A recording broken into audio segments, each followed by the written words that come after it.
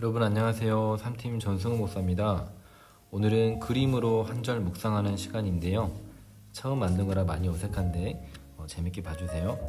오늘 말씀은 시편 42편 1절 말씀 함께 나누겠습니다. 함께 읽어볼까요? 하나님이여 사슴이 시냇물을 찾기에 갈급함같이 내 영혼이 주를 찾기에 갈급하나이다. 아멘.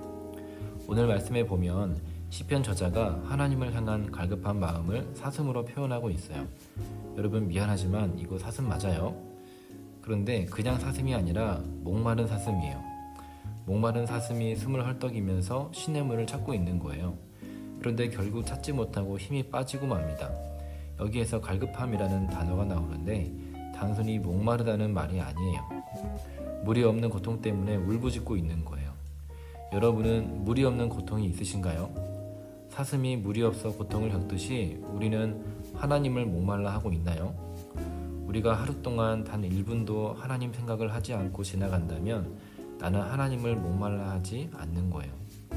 오늘날 우리는 목이 말라도 물을 구하기 쉽기 때문에 그 간절함이 무엇인지 공감이 안 될 수도 있어요.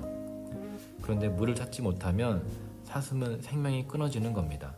지금 살기 위해서 물을 찾는 거예요. 여러분은 이렇게 하나님을 찾아본 적 있으신가요? 이 시를 기록한 사람의 마음이 지금 굉장히 낙심되고 불안해하고 있어요. 시편 42편 5절에 보면 이런 고백을 합니다. 내 영혼아, 내가 어찌하여 낙심하며 어찌하여 내 속에서 불안해하는가? 너는 하나님께 소망을 두라. 그가 나타나 도우심으로 말미암아 내가 여전히 찬송하리로다. 고난 속에서 낙심되고 불안한 마음도 있지만 그 속에서도 하나님께 소망을 두고 하나님을 찾고 있는 거예요. 10절에 보면 내 뼈를 찌르는 칼같이 내 대적이 나를 비방했다고 말해요. 그러니까 사람들이 칼로 찌르는 말을 할 때가 있어요. 그런 힘든 상황에서도 하나님을 찾고 있는 거예요.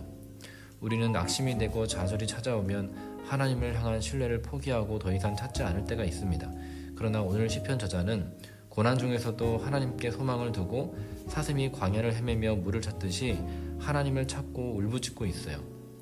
여러분도 지금 참 어려운 시기를 보내고 있는데 고난 중에도 하나님을 찾으시고 오늘 말씀 한 절 묵상하시면서 하나님을 향한 갈급한 마음이 더 회복되는 하루 되시길 바랍니다.